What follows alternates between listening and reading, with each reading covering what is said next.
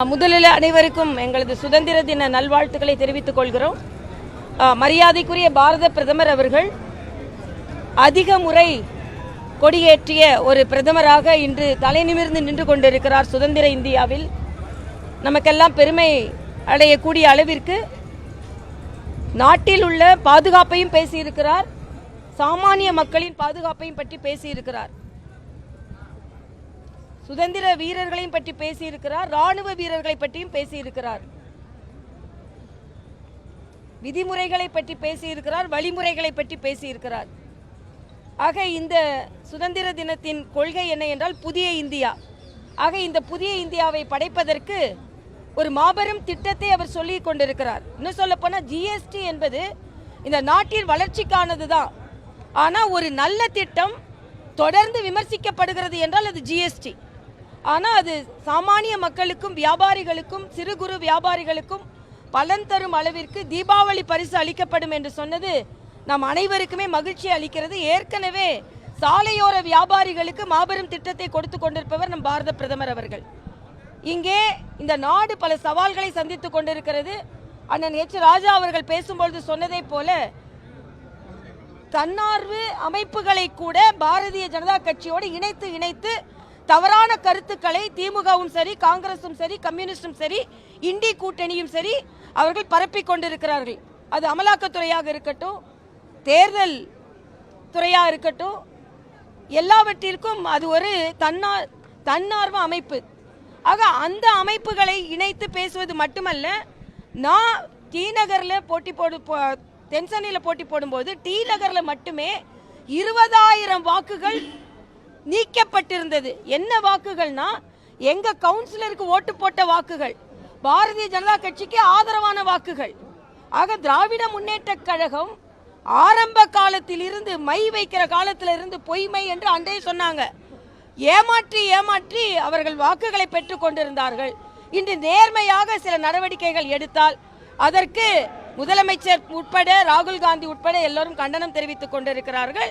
பாரதிய ஜனதா கட்சி தொண்டர்களின் உழைப்பை யாரும் குறைத்து மதிப்பிட முடியாது. தலைவர்களின் பெருமையையும் பாரதிய ஜனதா கட்சியின் திட்டங்களையும் யாரும் குறைத்து மதிப்பிட முடியாது என்பதுதான். தமிழகத்தை பொறுத்தமட்டில் இந்த சுதந்திர தின கொடியேற்றல் தான் அண்ணன் ஸ்டாலினுக்கு கடைசியான கொடியேற்றமாக இருக்கும். இதற்கு நாங்கள் சொல்வதை விட துன்பப்படுத்தப்பட்ட துப்புரவு தொழிலாளர்கள் வாயில் இருந்து வந்தது இது. ஏனென்றால் தூய்மை பணியாளர்கள் மட்டுமல்ல, அவர்கள் தாய்மை பணியாளர்கள். அவர்களை நடு இரவு எப்படி அப்புறப்படுத்தினீர்கள் என்பதை உலகமே பார்த்து கொண்டிருந்தது. நீங்கள் சமூக நீதியை பற்றி பேசவே முடியாது. நீங்கள் உங்கள் கூட்டணி கட்சிக்காரர்கள் என்ன செய்து கொண்டிருந்தார்கள்? ஆக இன்று ஒவ்வொருவராக பேச தேவையில்லை. நடு இரவு கொடூரமாக அப்புறப்படுத்தப்பட்ட இந்த தூய்மை பணியாளர்களே ஸ்டாலின் அவர்கள் அந்த ஆட்சிக்கு கடைசி உரை எழுதி கொண்டிருக்கிறார்கள். இது மட்டுமல்ல, பெண்களுக்கு பாதுகாப்பு இல்லை, பாலியல் தொந்தரவுகள் பல இடங்களில் இருக்கிறது. கல்வி நிலையங்கள் இன்னைக்கு புதிய கல்விக் கொள்கையை, மாநில கல்விக் கொள்கையை அறிமுகப்படுத்தி இருக்கிறார்கள். ஆனால் அதில் கல்லூரி கல்விக் கொள்கை பற்றி எதுவுமே இல்லை. எல்லாமே காழ்ப்புணர்ச்சியால் நடைபெறுவது. அதனால் இன்றைய காலகட்டத்தில் பாரதிய ஜனதா கட்சி எங்களை வலிமைப்படுத்துவதற்காக 17ஆம் தேதி மாநில தலைவர் அண்ணன் நயினார் நாகேந்திரன் அவர்கள் தலைமையில் வாக்குச்சாவடி முகவர்களின் மாநாடு நடைபெற இருக்கிறது. இதே போல தமிழகம் முழுவதும் மாநாடு நடைபெற இருக்கிறது. நாங்கள் எங்களை பலப்படுத்தி கொண்டிருக்கிறோம். நிச்சயமாக மக்கள் எங்களுக்கு வாக்களிப்பார்கள் என்ற நம்பிக்கை எங்களுக்கு இருக்கிறது. முதலமைச்சர் பொறுத்தவரையும் அவர் மாநில சுயாட்சிக்கு எதிராக எல்லா விதமான திட்டங்களையும் பாஜக அரசு முன்மொழியுது. நான் ஒரே ஒரு கேள்வி கேட்கிறேன். தூத்துக்குடி விமான நிலையத்தை விரிவாக்கம் செஞ்சது மாநில சுயாட்சிக்கு எதிரா, தமிழக நலனுக்கு எதிரா? சென்னை விமான நிலையத்தை விரிவாக்கம் செய்தது தமிழ்நாட்டுக்கு எதிராகவா? தூத்துக்குடி துறைமுகத்தை விரிவாக்கம் செய்தது தமிழகத்திற்கு எதிரானதா? இங்கே வடசென்னையில் இருக்கிற நம்ம துறைமுகத்தை விரிவாக்கம் செய்தது தமிழகத்திற்கு எதிரானதா? 10 லட்சம் கோடி தமிழக கட்டமைப்புக்கு கொடுக்கப்பட்டிருக்கிறது தமிழகத்திற்கு எதிரானதா?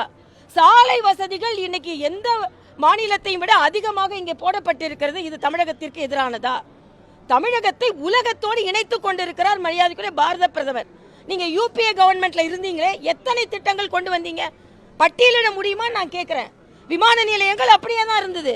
பின்தங்கியே இருந்தது, துறைமுகங்கள் பின்தங்கியே இருந்தது. சாலைகள் பின்தங்கியே இருந்தது. எதையாவது முன்னேற்றினீர்களா? அதனால மரியாதைக்குரிய பாரத பிரதமர் அவர்கள் தமிழகத்தையும் சார்ந்து சப்கா சாத் சப்கா விகாஸ் தான். உங்களை மாதிரி தமிழகத்தை சுருக்கி கொள்ளவில்லை, அவர் விரித்து கொண்டிருக்கிறார், விரிவாக்கம் செய்து கொண்டிருக்கிறார். அதனால இன்னும் சொல்ல போனா தமிழக வளர்ச்சியில் முதல்வரை விட பிரதமர் அக்கறை கொண்டிருக்கிறார் என்று தான் சொல்ல வேண்டும். முதலமைச்சர் பிரதமர் ஏதாவது செஞ்சா அதை அப்படி தமிழாக்கம் செய்ய சொல்லி ஸ்டிக்கர் ஒட்டுவாங்க. இன்னைக்கு உங்களுடன் ஸ்டாலினே விக்ஷித் பாரத் என்ற நிகழ்ச்சி தான். நானே அதுல மத்திய அரசின் திட்டங்களுக்காகலாம் நான் அதுல கலந்து கொண்டிருக்கிறேன். அதே மாதிரி இன்னைக்கு உங்களுடன் ஸ்டாலின், மக்களுடன் ஸ்டாலின் அந்த மருத்துவ திட்டம் நேஷனல் மெடிக்கல் மிஷன் தான். எல்லாமே மத்திய அரசின் திட்டம் தான். மத்திய அரசின் திட்டத்திற்கு நீங்கள் ஸ்டிக்கர் ஒட்டி தமிழ் பெயர் வைத்துக் கொண்டிருக்கிறீர்கள். ஆனால் தமிழக மக்கள் அதில் ஏமாற மாட்டார்கள் என்பது எனது கருத்து. தூய்மை பணியாளர்களை வந்து தனியார் மயம் ஆக்கக்கூடாது திருமாவளவன் சொல்றாரு. நான் கேட்கிறேன், இந்த திருமாவளவன் தூய்மை பணியாளர்களின் பிரச்சனையில் கருணையோடு நடந்து கொள்ளவில்லை என்றால் கூட்டணியை விட்டு வெளியே வர தயார் என்று சொல்ல முடியுமா? இங்க வெளியே கூட்டணி இப்படி தூய்மை பணியாளர்களுக்கு பேசிட்டு அங்கே அறிவாலயத்துக்குள்ள போட்ட உடனே கும்பிடு போட்டு பிஜேபி வந்துடக்கூடாது, அதனால நாங்க எல்லாம் உங்களுக்கு கும்பிடு போட்டுட்டு இருப்போம்னு சொன்னா அநீதி இழைத்து கொண்டிருக்கிறார். இன்னைக்கு கூட அந்த வேங்கை வயல்ல இன்னும் நமக்கு தீர்வு கிடைக்கல. திருமாவளவனும் சரி, கம்யூனிஸ்டுகள் என்ன சொல்றாங்க? இந்த தனியார் மயமாக்கத்திற்கு கம்யூனிஸ்டுகள் என்ன சொல்கிறார்கள்?